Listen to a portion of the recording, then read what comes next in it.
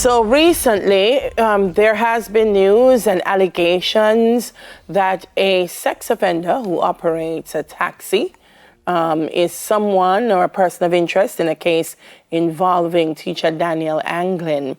As the allegations go, it is that she was picked up at home, heading to work in this mode of transportation. In light of this situation, some people are calling for access to the sex offenders registry, myself included.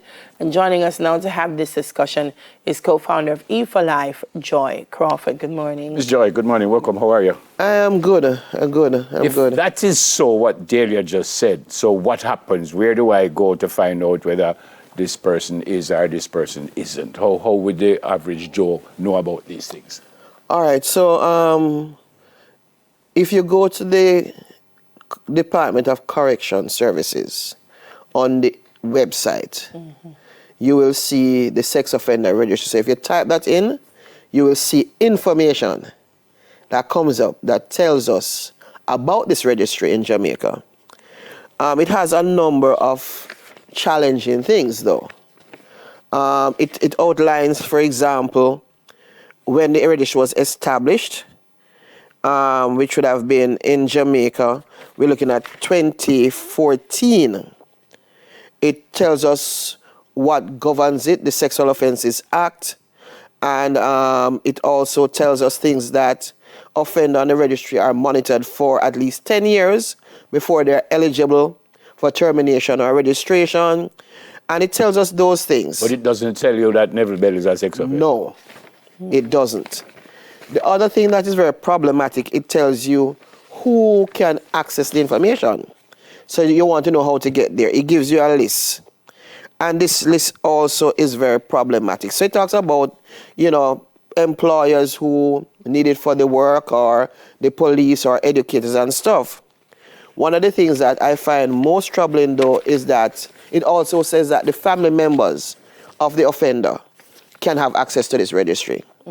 But it says, at the end of it, it says, where the applicant is not the appropriate person deemed, which is the list that they have, but is established that the sex offender poses a risk, which is me and you, we feel like they're at risk, to a particular vulnerable person or a class, which is my people that I work with, the information can be disclosed to a member of the JCF or a public authority who can then protect us, the vulnerable people. Yeah. So the people who need it most are the ones who don't have access. Now, you have to apply for it, eh? So you apply to the different areas where they should report, and you may. Now, I don't know of anybody who they may have, right? But it's problematic. So here's this registry that house public information, because once you go to court and you're charged and you're sentenced, it is public knowledge, eh? Yes. So how can a repository be private? All for me is that we have put together persons in this space so that I don't have to go Google who the person is. That's a registry. In 2021, it says that they had 331 people on the registry. And the math don't add up to me. From when the registry was 2017, 2014, yeah. And we only have 300. Is it that, where's the rest? What's the process? So we've been asking for dialogue for a while.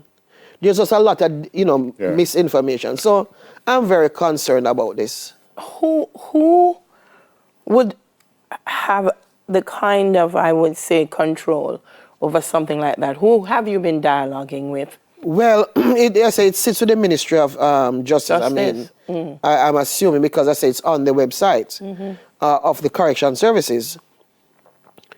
But I'm not so sure what the priority is, Every time we have something like this, we hear. So I've heard two arguments. I've heard about privacy. I was just going to ask you that. Sorry to jump in, but if Delia starts a preschool and she want to hire Neville, what she want to know if me is a decent person, where can she go? I mean, she can go somewhere and say, I'm hiring Neville Bell.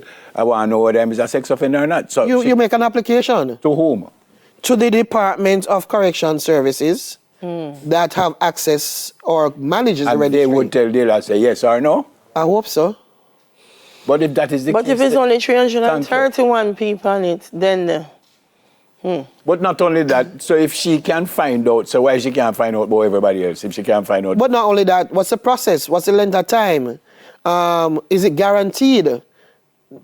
That we haven't had those answers. Yeah. I mean, Trinidad, for example, has their public registry, so it has been done in the Caribbean. You know, it's sorry, I doable. jumped in before when you said privacy and what else you were going to say. We hear about the lynching culture that if people know, Okay. they're going to lynch. But again, there's no data to support that. And if you think about the lynchings that we have had in our country when it comes to sex offense, most times, well, it's very few compared to the amount of acts. And most times it involves small children or, of course, if there's an issue of buggery in a community. So to say that these are some of the things, it does not hold water when you compare it to like what has happened to Daniel. So remember now, this man, you know, the police said he was charged in Jamaica in 2015. I just want to put some context. That's so we're 9 years ago. we're at the 10-year range, not true? Right, so that's 9 years ago. He was also in Antigua and charged for sexual offense and deported. So the police need to tell us when he was deported, who did meet him at airport? What did we place him on the registry? What was put in place to monitor him to the point where he can move around and go get a job or whatever? I don't know. There are too many unanswered questions when it comes to this issue. I want to throw another spoke in the wheel, Miss Joy. I was having a conversation with someone the other day about someone they have in their community that the allegations are that they were deported because of Sex. with a minor in the U.S. Right. And I said to him, but how would your community know Them know. this is why this person has been deported, to keep an eye on your own children? Because that was the concern, that he was a little too friendly with the children, and then somebody did a little digging and said, But that's the value of the registry. You know? The registries are designed internationally that we have information so that we can be informed and that you can take protective actions as well as the government. That's the purpose of it. Yeah. Well, I'll only say, by the way, that as you heard that daily at the top of the interview, that it is alleged. So as far as we know, this gentleman has not been found guilty of anything just yet. And we're not suggesting that he is or isn't. We're just saying, this is what we heard, this is what I'm reading, and I think it's the same thing that Ms. Joy was saying, that she heard that them this and them that. So we're not suggesting that this man is guilty anyway, please. where we take it from here, though? You know, I would love and hopefully that out of this, we can now have some answers from the government. By the way, what is the reason given why we can't know? You said you're here, but I've have never they been given an official reason. No? No, the conversation I've heard with some of my colleagues who I'd want to see advocate is that they're concerned about the privacy of people who are on the registry. But as far as I'm concerned, it's a public. Yeah, but they have not said this is the reason you can't know. And of course, people lives at risk. So it just does not hold water. I agree. When you think about the bigger picture I agree with you. and the purpose of the registry. Correct. It defeats the purpose of Defeats the purpose of the Correct. registry. Yeah, I agree with you. Correct. I agree with you totally. Yeah. Thanks for coming in. God bless you. Yes, thanks for having me. Co-founder of E for Life, Joy Crawford. Still to come, folks, it's National Men's Health Month, and in 10 Minutes to Your Health, we look at the importance of men doing their health checks. But first, the second edition of News in 5 comes up in a couple of minutes. Stay with us, please. Soon come.